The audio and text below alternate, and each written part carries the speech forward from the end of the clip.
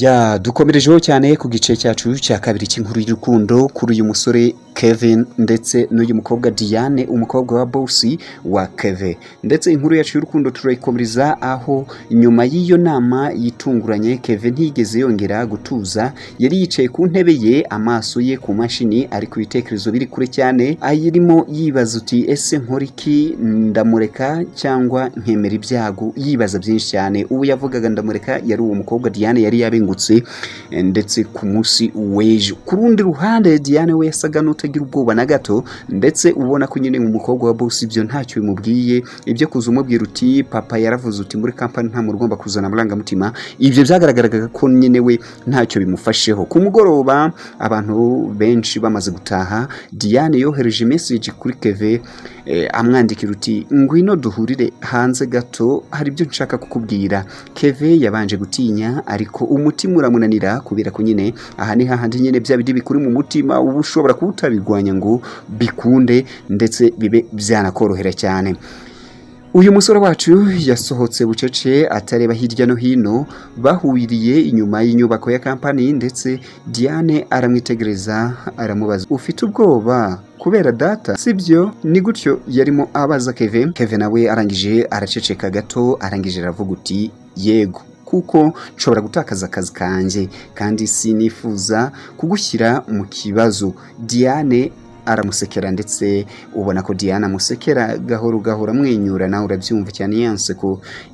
handaseka amasaro akaba yaseseka umugani w'abakuru ariko se niba urukundo nyarwo kuki twarureka kubera ubwoba uwo ni Diane wabazaga Kevin umutima uramukubita cyane ibyo Diane avuze byamukuze ku mutima ndetse aratekereza aribaza uti uyu mukobwa ni gatiki kubera ko kuki adashaka kureba ku bintu papa we adakunda cyangwa se abadashaka muri company nyuma yo kuganira igihe kirekire bahisemo ikintu kimwe bemeranyije ko nyine bagomba gukundana ariko bakabigira ibanga nta muntu n'umwe ugomba kuzabimenya batangiye urukundo rwabo mu ibanga rikomeye cyane nta kurebana cyane mu kazi gihe bari mu kazi ubona ko nta numwe nyine ushaka kwita ku wundi nta kuganira cyane imbere y'abandi imbere y'amaso y'abandi cyangwa se igihe abandi bakozi bahari badashaka kubigaragaza ngo abandi bababone nta bimenyetso na bito bashakaga kugaragaza nyine nk'abantu bari mu rukundo ariko imbere mu mitima yabo urukundo rwari rutangiye gukura ndetse ruri kugurumana cyane amaso atangiye kubareba ndetse mu minsi yakurikiyeho hari umukozi witwaga Eric watangiye kubakeka ndetse yabonaga ko uburyo Diane rimwe na rimwe areba Kevin amwitegereza amureba nyine icyakundi nyine abamwitegereza mu buryo budasanzwe ndetse akanareba uburyo Kevin ahinduka iyo Diane yinjiye mu cyumba cyangwa se yigiye bari muri staff Eric yaribajije uti ese haba hari ikintu hagati y'aba bombi ariko nanone akibaza uti uyu musore uje aka kanya se azi n'amategeko ariho ni gute yahita yishora mu byago nk'ibi byo gukundana n'umukobwa wa boss konzi neza ko Mr Rukundo nta mikinagira boss umunsi umwe yaje guhamagara Kevin mu biro bye aramuhamagara ndetse Kevin nawe aritaba atangira kuza yihuta kuko nyine yagize ubwoba yaje yibaza uti ese yaba yabimenye yaje yibaza mu mutima uti ese ni iki gitumye boss ampamagara yinjiye bucece muri biro ya boss ndetse boss amureba mu maso cyane aramubaza uti Kevin umeze ute mu kazi hano Kevin asubiza atinya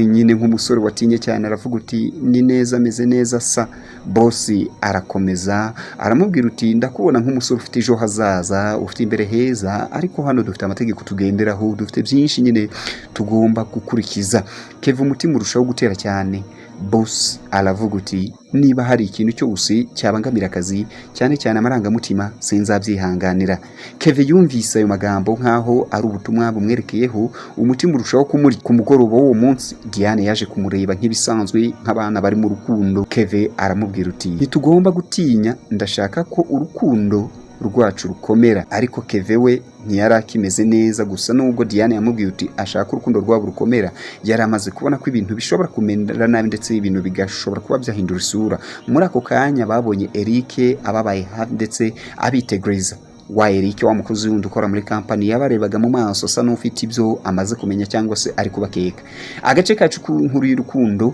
kakabiri kakaba karangiriye hano tukaba twakwibaza uti ese Eric azabivuga kuri Boss. Uyu ni Eric wa mukozi. Ese ibanga ryabo rigiye kujya hanze? Ntucikwe n'agace ka gatatu. Bana natwe nje mwumva ni Kizo nk'ibisanzwe. Iyo gakora subscribe kuri Kizo Info kugira ngo ujye urushaho kumenya byinshi byiza binyuzwa kuri iyi channel. Mwakoze cyane murakarama.